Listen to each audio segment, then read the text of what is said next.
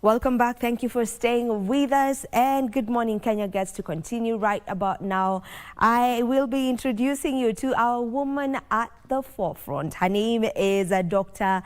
Allela. She is a dynamic healthcare leader. She is the head of Medical L'Oreal Dermatological Beauty Kenya, and she is also a breast cancer survivor. And she is using her voice to bring hope, clarity, and to empower the people who are navigating the same. Our topic of conversation mainly is purpose beyond the title. Welcome to the program. Thank you very much. It's a pleasure to have you on here. Let's get into this, let's get into, just using that voice to touch the next person out there who may be battling breast cancer, who is also just a survivor of breast cancer. And I would want to start it from this point. Some people say survivorship can be harder than the treatment itself. That is absolutely true, because if I use my case as an example, after my diagnosis and during the course of treatment, I had a lot of support and everybody rallied around me. Everybody used to check on me. So I would say I was distracted. So I was able to go through the treatment with a lot of, love and all these people around me. So once the treatment is over, and which I don't blame anybody, because even I thought that I would quickly swing back to my usual life. And that is what everybody believes, that now that you're done with treatment, then you're good to go. However, what I came to discover and what now survivors are dealing with is that there is still a lot once the treatment is over. One, your life never goes back to normal. You don't get that body you had before. And there's a constant fear of recurrence, anxiety. You're like, was I dreaming? Did I really go through this? And then now, these people who rallied around you are no longer there. So it becomes a little bit lonely. Because now they feel now you're good. Yeah, they feel now you're okay, you finished you've bounced back to your life. So that is the most difficult part about it. And then there's also the long-term side effects of the treatment that survivors deal with, because the treatment is harsh and there are things that do not disappear once the treatment is over. Okay. All right, we'll get back into that bit of survivorship. Allow me to take you back, if it's okay with you, back to your diagnosis. Okay. This is for someone who's watching us right now and they are very early or early into that diagnosis. They've just been diagnosed with breast cancer. And this is just to show them that, it's possible, you can fight it. Here's an example of someone who fought it. So let's get back to your diagnosis, How was that experience like for you? What was that like for you, just hearing those words that, okay, you have breast cancer. Take me through that. Okay. And I think that's the most difficult thing anybody can hear. Because even while I was going through the diagnostics, the scans and everything, I kept on hoping that it's going to turn negative. And I kept on thinking that, they'll call me and say, those initial scans, we actually didn't see anything, so you're good to go. So the final day when now I saw my doctor and she confirmed that it was indeed cancer, I was devastated. I was confused. I was lost. I didn't know what to do with that information. I didn't know what to think. And for a moment, my mind went blank. And she asked me, do you have any question? Then I said, I don't know. And she told me, I know this is overwhelming, this is heavy news, but we are on this journey together. So if you think about anything, feel free to call me or text me and ask me. And she said, I know this is, it's scary and it's okay to cry. And when she said that, it's like she gave me permission to cry. So that's when I broke down there, and I was with my husband in the room. They just held me and gave me time to, to cry it all out. And after I composed myself, then now we started talking about the next steps. And with cancer, it is deemed, or it is seen as this disease that is, you know, it is a death sentence. Yes. You know, most people believe once you get it, I mean, it's like that's the end of you now, you know. So I can only imagine how navigating that was like for you. And with that, I would love for you to speak about the importance of one's mindset and just ensuring that you are not thinking on that negative side. It may be easier said than done. Absolutely. But how do you shift your mindset and ensure that you are going against this narrative that everyone has, that it is a death sentence? Yes. So even I thought about death. The first thing I thought about when I was told I have cancer, I was like, oh gosh, I'm going to die, because I had lost my dad to cancer in 2001.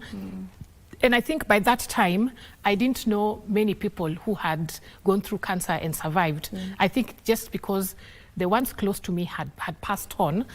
And even what we see in the movies, we see somebody getting cancer, going through treatment, wasting away, and finally dying. None of them end, you know, with recovery.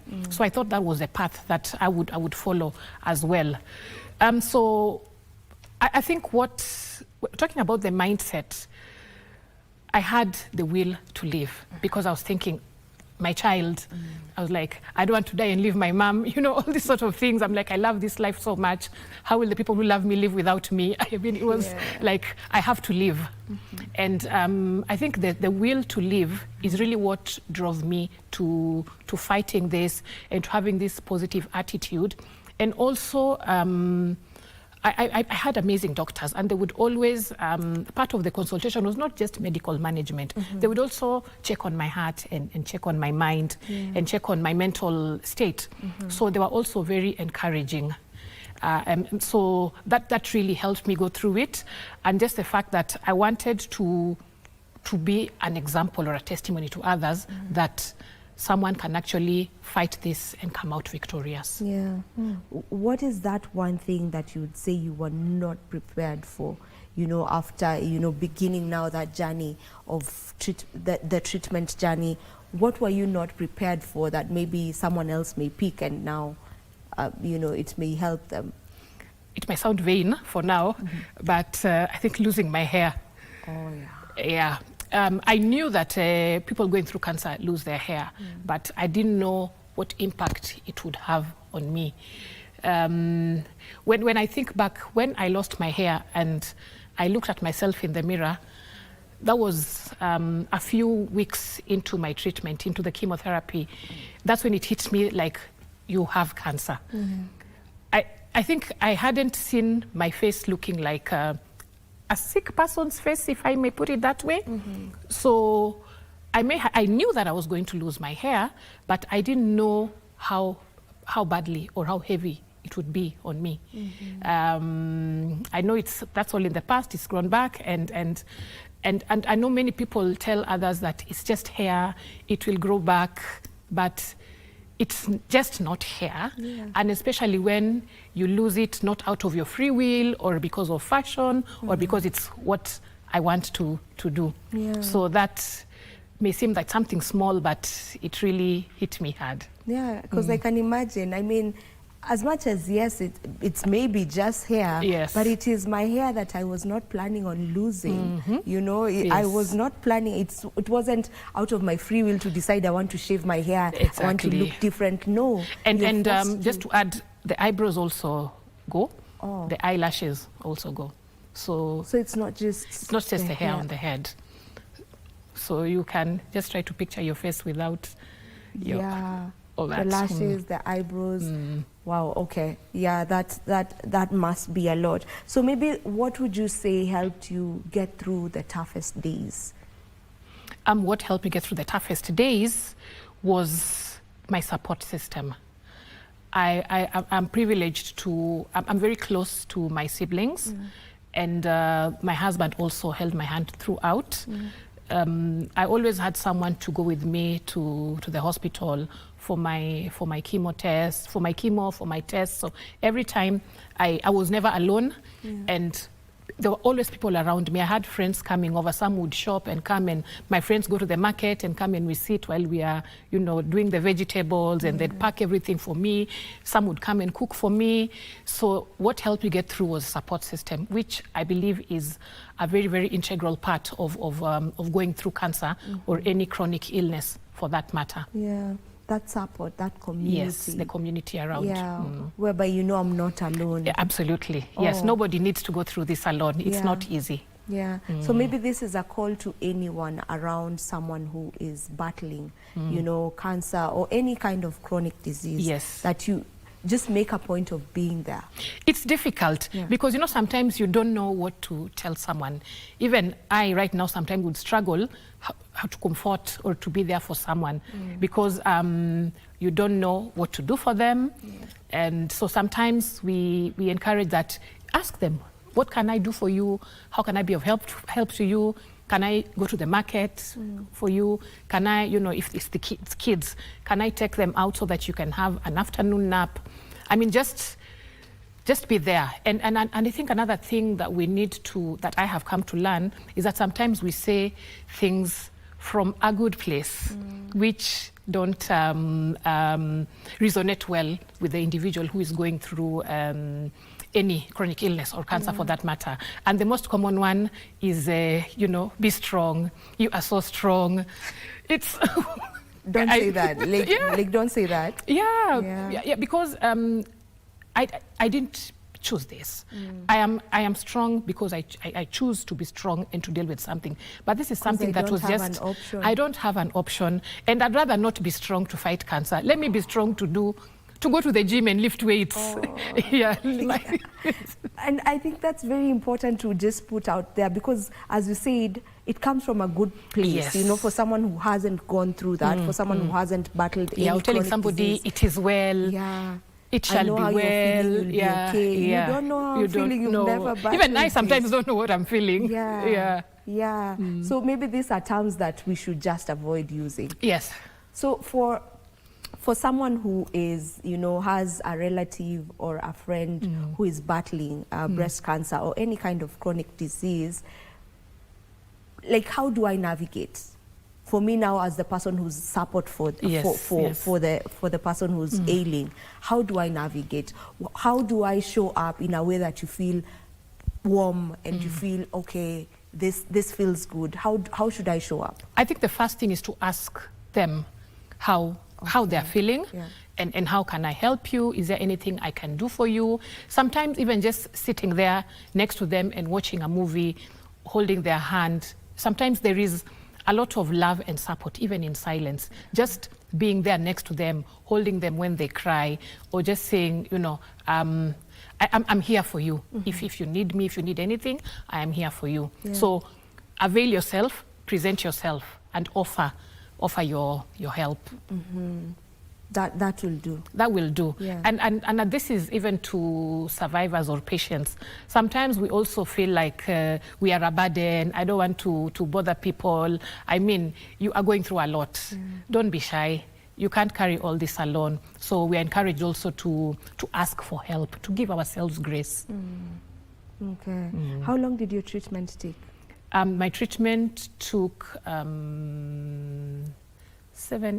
9 months. In total. That's from surgery till when I completed radiotherapy. So within those months after that, now you got healed. I don't know if getting healed is the word, but I believe I am healed because it's 5 years down the line. And I think I just did my 5-year review and everything seems okay for now. So I believe I am healed. So you go for reviews each year? Now when the first 2 years, it was every 3 months, and now I do every 6 months. Were there any misconceptions about breast cancer that maybe, or rather breast cancer survivorship, that you wish more people understood better? Or are there, rather than... Well, yes. This is just not limited to breast cancer, but cancers in general. There's a lot of stigma associated with cancer, and it's because there are people who think that cancer is even contagious. And we've seen that with spouses who leave their partners once they're diagnosed with cancer. So I think that's one of the misconceptions. And sometimes someone believes that you must have done something to get that cancer, because like people will ask me, how were you eating? Why you you know, all those sorts of things. Yeah. I don't know where it came from. I was doing all the right things in my life. Well, I know lifestyle plays an important role in even lowering the risks, but the causes are known, because we know very many people who have lived almost perfect lifestyles, but they still get it. So I think for now, I think the only cancer with a known cause is cervical cancer. Yeah. For the rest, you really can't tell where they come from. You really can't tell. Yeah, the other day we had a doctor here, and they were saying, I mean, they know of people who are vegetarian, they don't take meat at all, they just do the, you know, vegetables and fruits alone, and they still get diagnosed. So they don't take alcohol, yes, they don't smoke, alcohol, they're exercising. Yeah, so you really can't tell. You really cannot tell, and you cannot be too careful. I mean, you just do all the right things, yes, and hope that you know you're just going to be okay. And I feel that's so wrong to ask someone, what do you think you did wrong? Yeah, well, or how did you get it? Yeah, you know, how come you have it? That's part of stigma. Yes, it is, because now when somebody starts asking me such questions, if I didn't have a strong mindset, positivity, then that would really put me down, and I'll start thinking about what I did and blaming myself, and now digging myself deeper into a depressive place. Yeah. All right, now at what point did you now decide, you know, I want to be a voice? So when I was diagnosed, the first place I went to was social media. You know, I'm looking for people who've been diagnosed. I'm looking for, you know, stories and whatnot. I didn't get, especially from Kenya. And so I joined support groups in the US mostly, where, you know, women would talk about what they're going through, their treatment, their side effects. You know how women talk. So there was a lot of support and information, and just being there for each other online. So when I finished, I went through the treatment kind of private, just family and close friends knew what I was going through.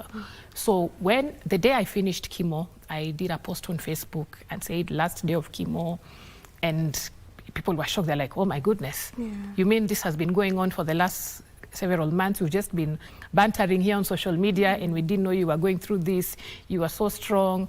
And then that's how I just started sharing some things about the journey and teaching people.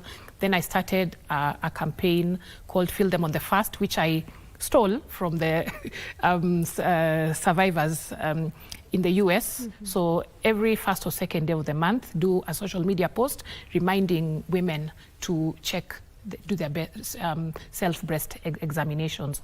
So I did this, or I do this, because I wanted to be that person that I did not have when I was diagnosed. So I know right now, if there's a Kenyan woman who has been diagnosed and they go to Facebook or Instagram, they will find me and find my story, and they know that, oh yeah, Kenyans go through this and they get out of it.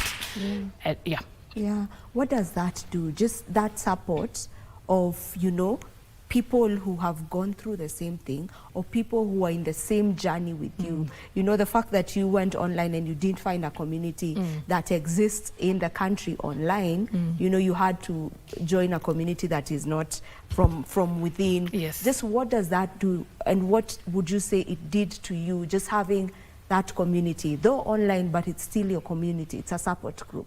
I knew that I wasn't alone, and I think what really helped me more was, I remember in the beginning some friends asking me, why don't you go to India for treatment? Then I'm like, why? I want to be here with my family when I'm going through this. I just need my support. So when I was in these groups where there are women who are being treated in the US especially, I realized that I was going through the exact same treatment that is being done there. So that gave me the confidence and the comfort that our Kenyan doctors are doing what is being done in the developed world. So I'm in good hands, and the right thing is being done for me. and then also the community that I am not alone. And sometimes when I would lose sleep in the middle of the night, I'd pick up my phone and go to those groups and find someone saying, oh, you know, I also can't sleep. Then, you know, we chat. Then someone will say, I'm feeling this pain. Oh, I also felt it. This is what I did. So we kind of even share tips of how to deal with some of the symptoms and the side effects we go through. And so the one thing is I knew I am not alone in this. Yeah. What would you say is the biggest gap, especially when it comes to patient support? So right now, things have changed a lot from when I got my diagnosis 5 years ago, because now there is a lot of, there are very many patient support groups, both online, and we have physical meetings. So patients are there and patients are supporting each other a lot. And I'm seeing even hospitals now bringing up support groups for patients. So even that gap that existed whereby there may have been a disconnect between, you know, the patient and the doctor. My relationship with you is just when I'm sitting in front of you, and that's it. So there's a lot of that. And I think what really impresses me was I attended one support group a couple of weeks ago for one of the hospitals here in Nairobi. It was a breast cancer support group. There were many women, and the oncologists were with us there as well. So they gave us talks and they participated in the fun activities that we had. And I think this really puts a human face to the doctor. You're not just a doctor who is treating me. You're human like me, you're like a friend, and you can actually sit and do something that is not related to my treatment. So I think the connection between doctors and patients is something that I think now it's going very well. Yeah. And it's very important because this is long-term management. It reaches a point where you're no longer my doctor, you're my friend. Because first we had dates every 3 months. Now our dates are every 6 months. So now you're actually friends because you know you're used to seeing each other, and I think I get that point. Now, there's this the Kenya Network of Cancer Organization, which you serve as the board secretary, if I'm not wrong. Tell me about the network, the organization. What is it all about? So KENCO is the umbrella body for all cancer organizations in the country. Currently with a membership of over 70 organizations, most of them patient-run organizations, community-based organizations, foundations, small groups. Then we also have interested partners who now have also joined KENCO. This would be even NGOs that support patients. So what KENCO does is it's advocacy, number one. And advocacy means we're advocating for the rights of cancer patients. We want to shape policy, and we want things done right for the cancer patient. So basically it is trying to get things and systems moving well for cancer patients, whether it is you know, what happens when you go to the hospital, the healthcare system. We want medicines for the patients. We want medicines at an affordable cost. Also, there's education to the patients on various aspects around the cancer journey. Then now also, since most of these organizations are survivor-led, then now there are a lot of programs that now help with navigating survivorship. So that is what it is all about. Yes. Yeah. Now, I want us to talk a bit about the costs, because, I mean, as we know it, we call it an expensive condition, because it can really drain your pockets, your bank accounts, and all.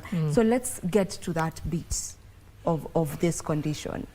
Just how expensive is it? And if maybe while you were going through it, there was NHIF, right? Yes. So was it covering, is it something that maybe you know if right now maybe things have changed, matters covering that? Okay, so the cost varies depending on the type of breast cancer, and even on the staging, because now the treatment is individualized and it varies from one patient to another.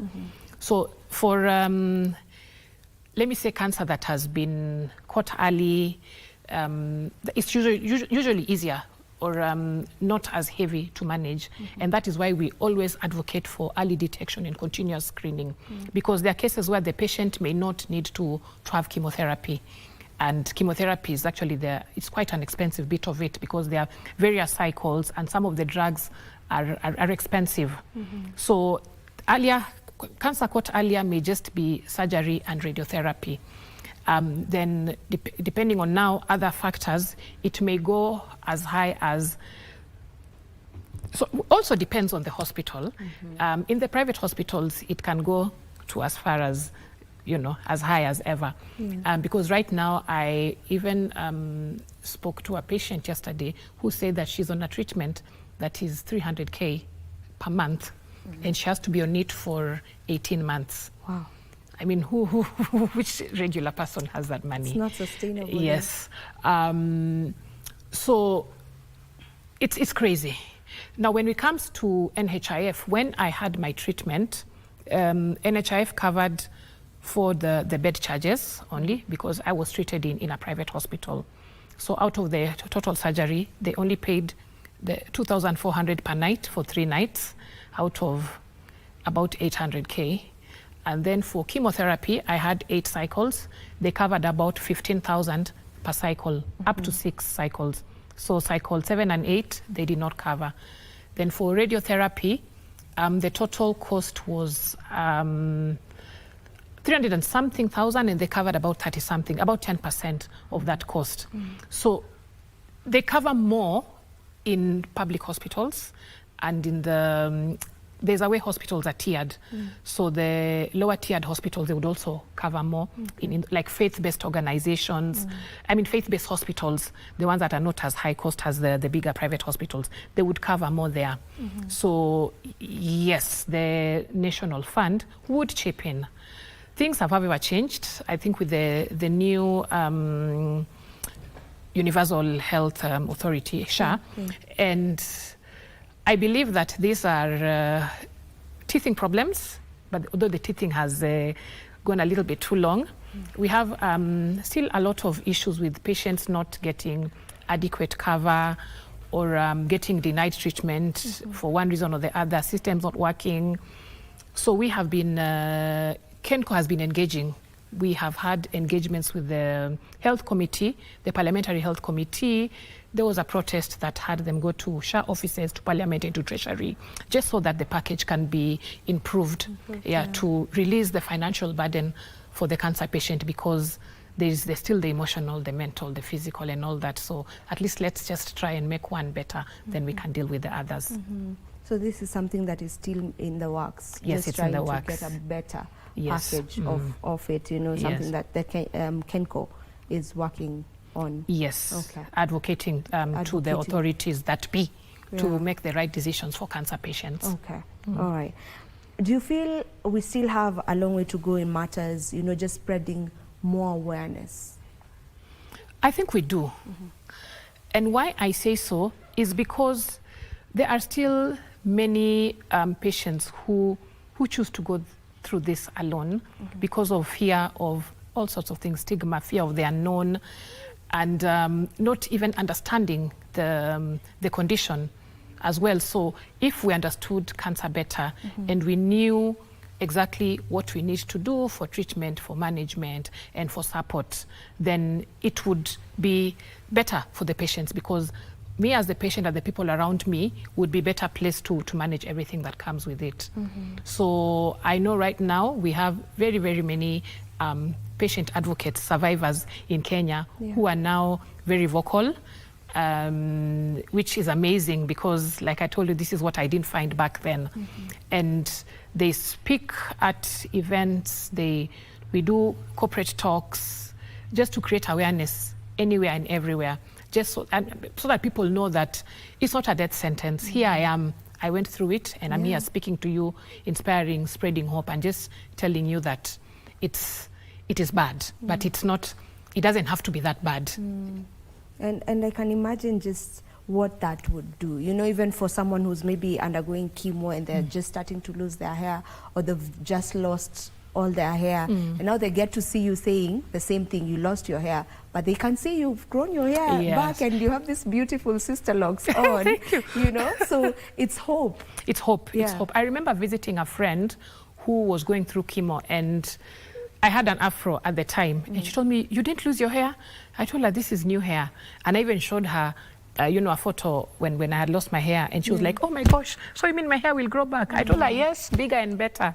Yeah, so us speaking out really brings a lot of hope, and it clears ignorance, because I think out of ignorance is where now all these myths and misconception and stigma and unfounded fears stem from.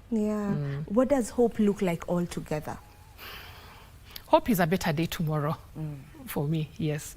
A better, brighter day where, one, for me, nobody has to go through cancer alone, and nobody has to miss their treatment because maybe they didn't have the finances, or maybe because the drugs they needed were not available in the hospital that they went to.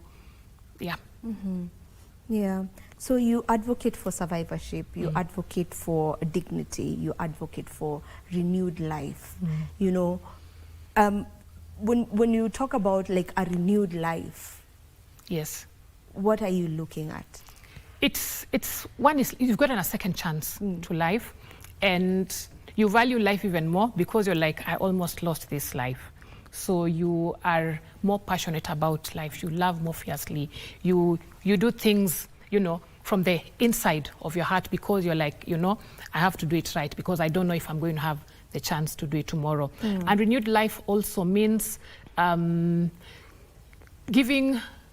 inspiring people to see that you don't have to stay down when something puts you down. So I am a new person with new hope, new dreams, new aspirations, and just the love for life. I want us to get to talk about survivorship and just, how to show up for survivors. But before we get to that bit of the conversation, maybe if you could share some lessons that you would say you got to learn from that experience, or from this experience, from the time you got diagnosed to this point of your life. Okay, I think what I learned most is that we need people.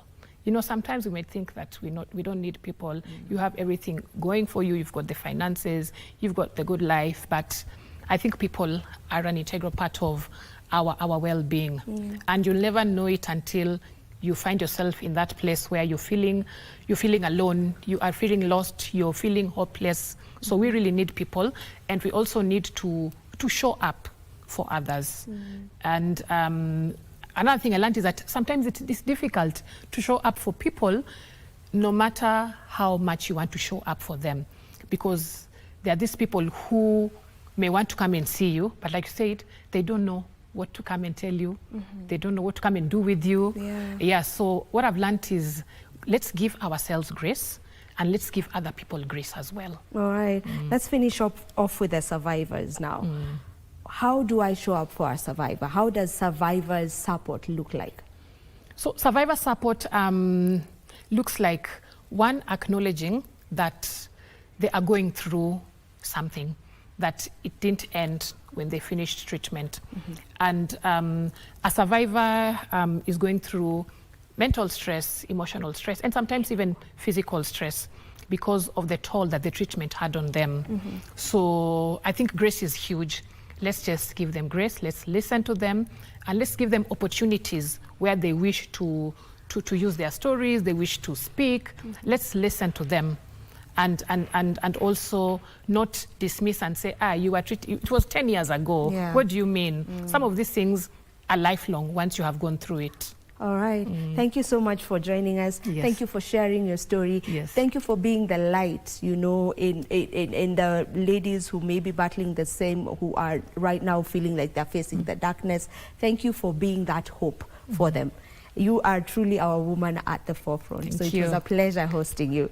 We have to finalize this conversation. Thank you so much to each and every one of you who has been tuning in to Good Morning Kenya. Right about now, I want to take you to KICC,